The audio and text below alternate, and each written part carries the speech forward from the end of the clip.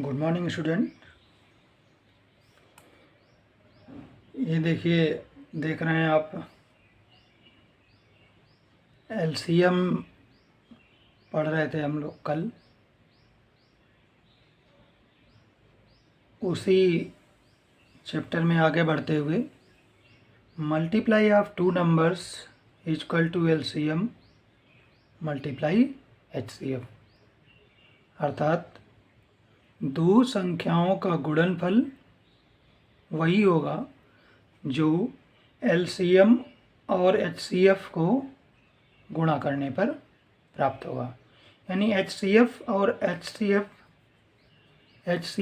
LCM को multiply करने पर, दोनों नंबर्स को मल्टीप्लाई करने पर एक ही आंसर आएगा। ठीक है। और नीचे देखिए दूसरा लिखा हुआ है, ऐसी संख्या जो किसी से भी विभाजित नहीं होती। किसी से भी विभाजित नहीं होती मतलब को प्राइम नंबर्स। ठीक है। उनका एलसीएम सभी का गुणनफल, यानी टू नंबर्स हैं तो दोनों नंबर्स को मल्टीप्लाई कर दीजिए, और एचसीएफ 1 होगा। हमेशा उसका एचसीएफ 1 होगा और नंबर्स का मल्टीप्लाई उनका एलसीएम होगा। ये बहुत ही काम आएगा, इसको आपको लर्न करना है। Multiply of two numbers equal to LCM multiply HCF. ठीक है। तो यहाँ पर ये भी देख सकते हैं, यदि एलसीएम और एचसीएफ दिया हुआ है और इधर 1 नंबर दिया हुआ है तो सेकेंड नंबर हम फाइंड कर सकते हैं। ठीक है। LCM multiply HCF. अब देखिए, इसी बेस पे हम एक प्रश्न से आपको समझाते हैं। फर्स्ट वाला देखिए, पहले दिया हुआ है, क्वेश्चन है, मान लीजिए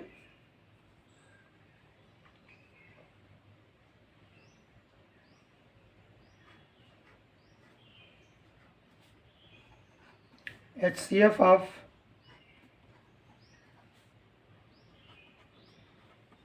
two numbers equal to 11 and LCM is equal to, ठीक है,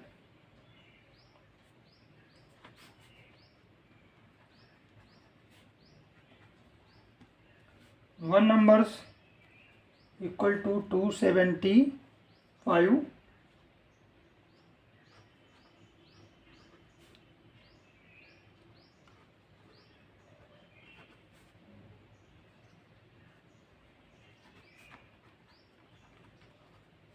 then find second number. HCF of two numbers equal to 11 and LCM equal to 7700.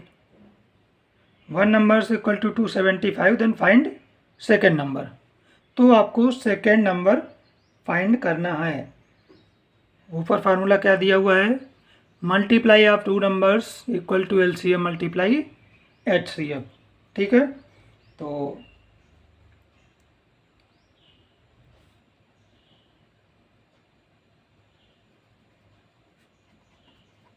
Second numbers equal to कुछ भी नहीं करना है, 11 मल्टीप्लाई 700 डिवाइडेड बाई में 275। एलसीएम और HCF दिया हुआ है तो उसको फर्स्ट नंबर से डिवाइड कर देंगे। ठीक है। डिवाइड कर देंगे, इक्वल टू आ जाएगा 308। समझ में आ गया होगा इसका क्या मतलब है।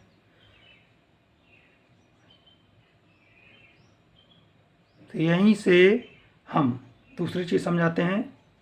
यदि यहाँ पर टू नंबर्स दिए हुए हैं, एलसीएम दिया हुआ है, ठीक है, तो एचसीएफ फाइंड कर लेंगे। और दोनों नंबर्स दिए होते हैं तो एलसीएम एचसीएफ वैसे ही फाइंड हो जाता है। लेकिन यहाँ पर अगर प्रश्न आएगा आपका तो क्या पूछेगा, एलसीएम और एचसीएफ दिया रहेगा, फर्स्ट नंबर दिया रहेगा और सेकेंड नंबर फाइंड करने के लिए कहेगा। ठीक है, अब सेकेंड देखते हैं, ये विभाजित नहीं होने वाली संख्याएं यानी को प्राइम नंबर्स। ठीक है,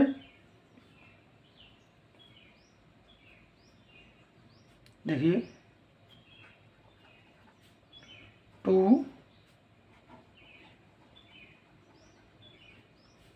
को प्राइम्स नंबर्स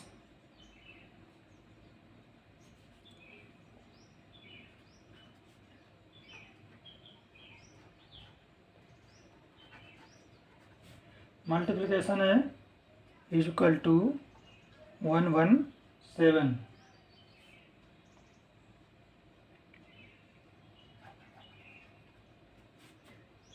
देन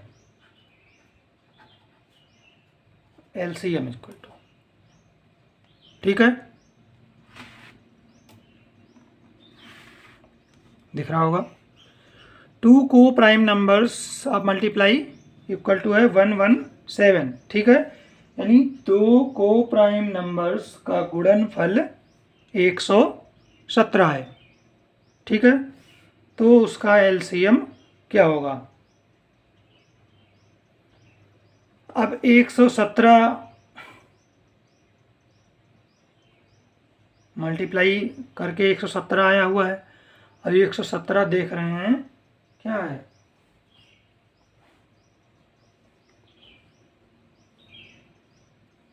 बताइए, समझ में आ रहा होगा आप लोगों को। तो इसका एलसीएम इक्वल टू 117। ठीक है, यानी 2 को प्राइम नंबर्स का मल्टीप्लिकेशन ही एलसीएम होता है। आप कह रहे होंगे कि 117 डायरेक्ट कैसे आ गया। भाई 117 किसकी टेबल में आता है, बस आप समझ जाइए।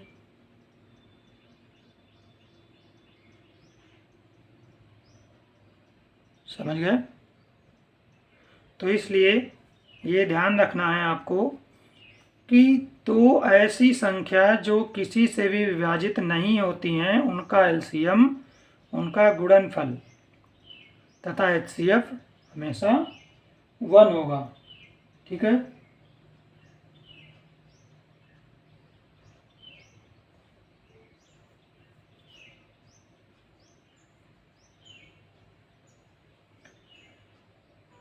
अब आगे हम पढ़ेंगे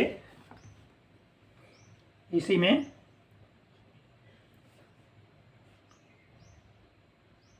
कि फिर उनके